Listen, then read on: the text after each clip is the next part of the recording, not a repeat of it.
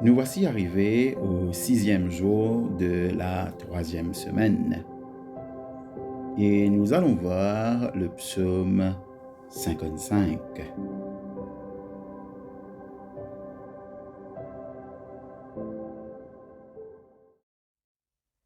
Hear my prayer, O God, and hide not thyself from my petition.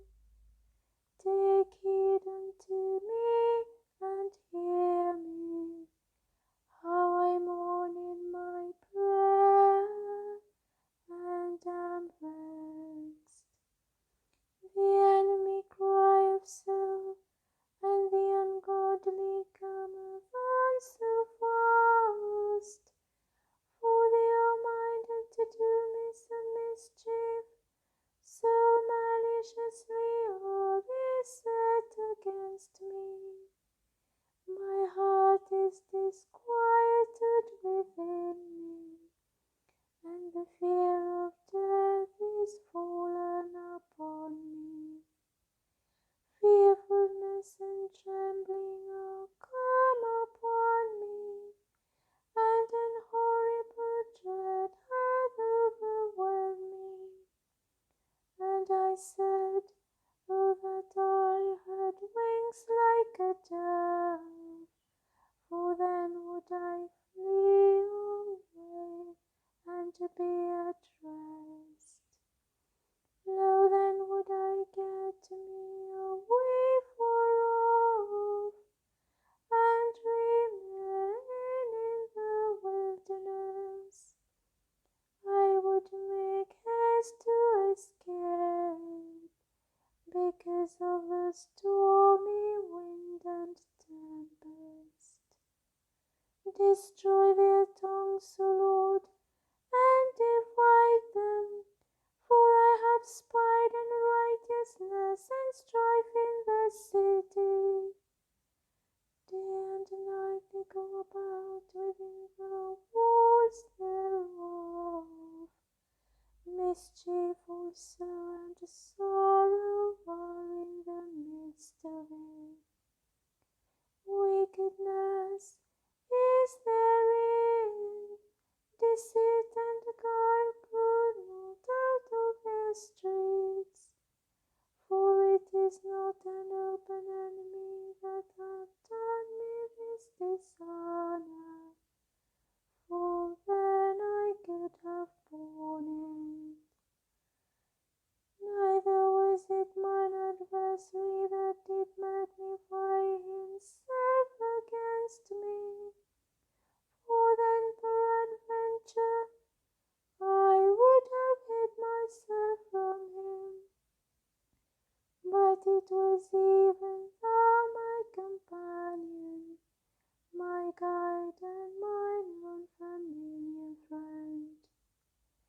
We took sweet counsel together, and walked in the house of God as friends. As for me, I will call upon God, and the Lord shall save me. In the evening and morning and at noonday will I pray, and that instantly, and he shall hear my voice. It is he that hath delivered my soul in peace from the battle that was against me, for there were many with me. Yea, even God that endureth forever shall hear me and bring them down, for they will not turn nor fear God. He laid his hands upon such as be at peace with him, and he brake his covenant. The words of his mouth were softer than butter, having war in his heart. His words were smoother than oil, and yet be they very swords. O cast thy burden upon the Lord, and he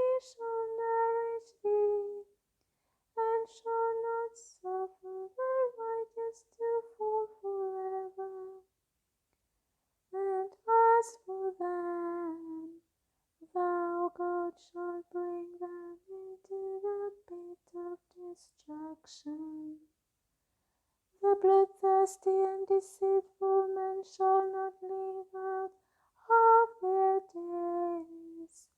Nevertheless, my trust shall be in thee, O Lord. Glory be to the Father, and to the Son, and to the Holy Ghost, as it was in the beginning, is now, and ever shall be, world without end.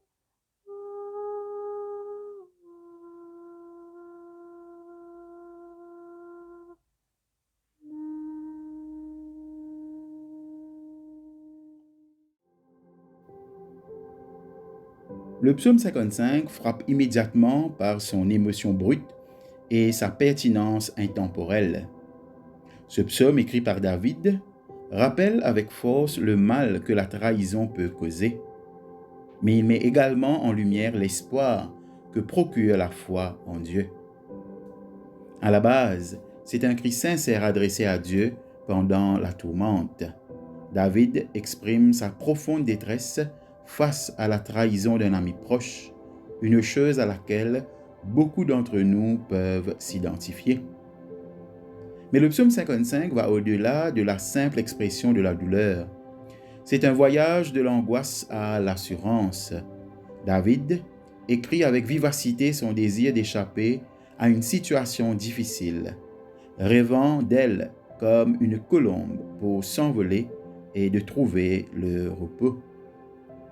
Pourtant, malgré son désir d'évasion, il ne cède pas au désespoir.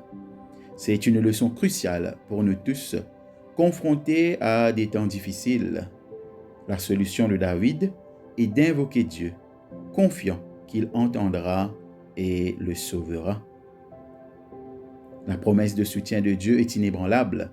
David ne se contente pas de se défouler. Il nous enseigne le pouvoir d'une foi implacable. Cela nous rappelle que, quelle que soit la gravité de nos épreuves, la délivrance de Dieu est toujours à notre portée. L'exemple de David, qui s'est penché sur la prière au milieu de la trahison, offre non seulement un modèle pour explorer nos propres épreuves, mais réaffirme également le pouvoir de s'abandonner à la volonté de Dieu. Il est clair que la promesse de délivrance et de soutien de Dieu n'est pas seulement une pensée réconfortante, c'est une réalité tangible pour ceux qui ont confiance en lui. Embrasser cette vérité nous permettra de voir le fait de confier nos soucis à Dieu, non pas comme un signe de faiblesse, mais comme une étape vers l'expérience de sa paix et de son assurance.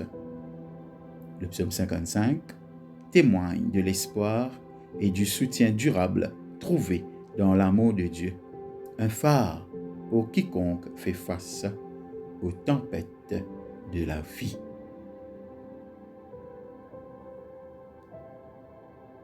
Prions. Dieu d'amour, fais nous rappeler le pouvoir de la foi et de la prière, car nous avons vu comment l'épreuve de trahison de David, bien que déchirante, se termine par une note d'espoir. Inspire-nous par le même genre d'espoir quand nous nous sentons dans la douleur, surtout la douleur de la trahison d'un ami. Que cette espérance fondée sur ton amour et ton soutien nous guide dans nos moments les plus sombres. Toi, notre Père aimant. Amen.